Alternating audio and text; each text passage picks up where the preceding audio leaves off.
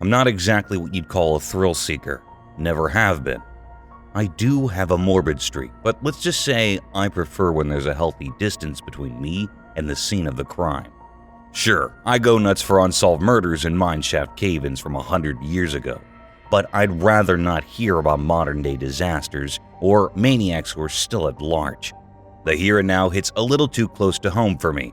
That's why I felt torn when a few of my med school buddies announced they were going to shake up our camping excursion with a visit to Piddon Parish, or whatever was left of it.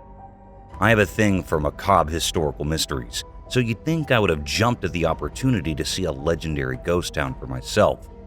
But I didn't jump. I hesitated. In hindsight, I wish we all had.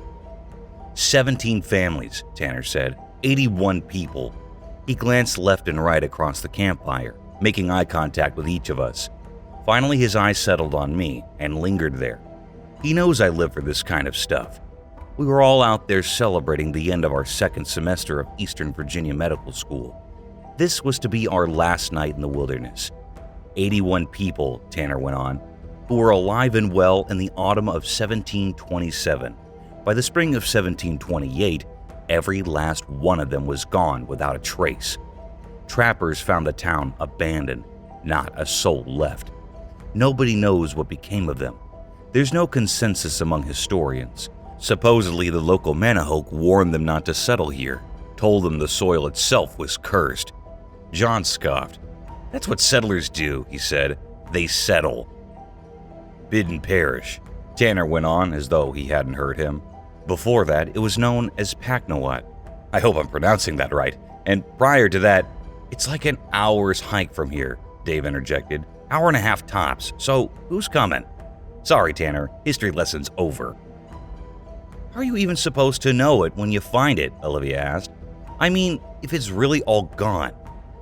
There's one structure still standing, Tanner said. An old well in what used to be the town square. That's where we're heading. Not me. I volunteered to stay behind and keep an eye on things. Made some flimsy excuse. Something about making sure no animals got into our food stash, or that the wind didn't pull up any tent pegs.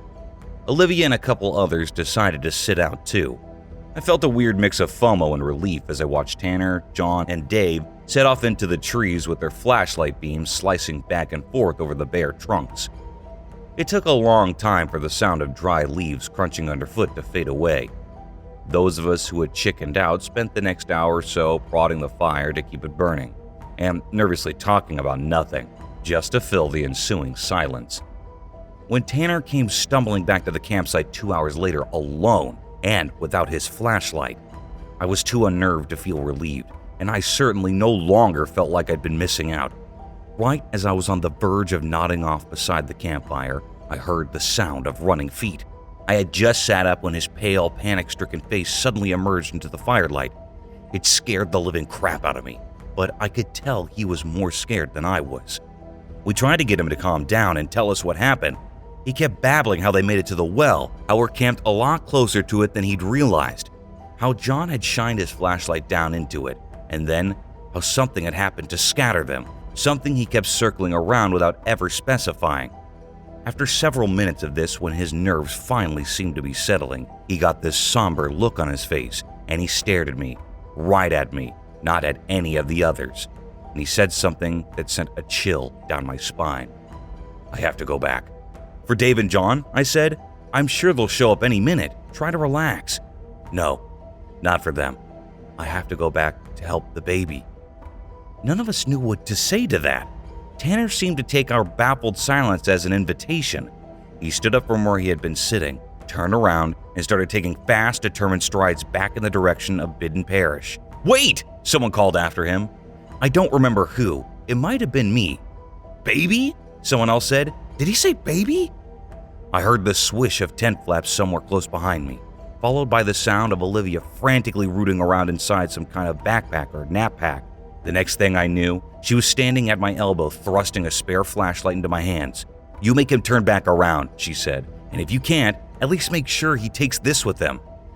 I rushed after Tanner, waving the flashlight. I told myself that I at least wanted to get a closer look at his head. I didn't know what had gone wrong out there, and he was acting like he might be concussed. The flashlight's long, bright beam fell over him, then lost him, then found him again. Every time it found him, he was further away.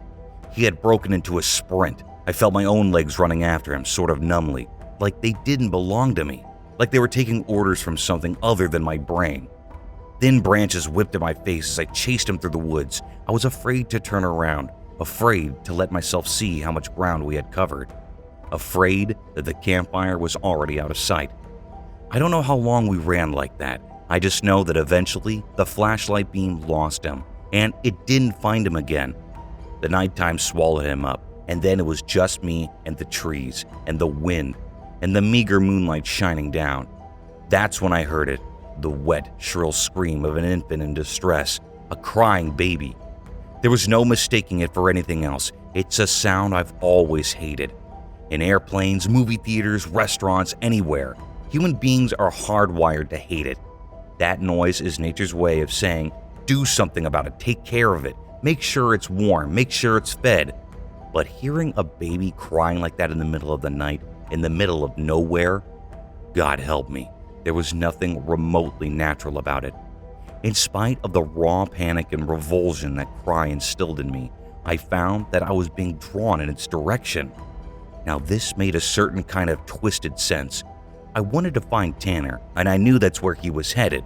But even if it weren't for that, even if Tanner had suddenly sprinted past me going the opposite direction, something in my head was urging me to pursue that awful sound to its point of origin, to check on the poor thing, make sure it was okay. Without warning, I stumbled out into a large, treeless open space. Only then did I stop running.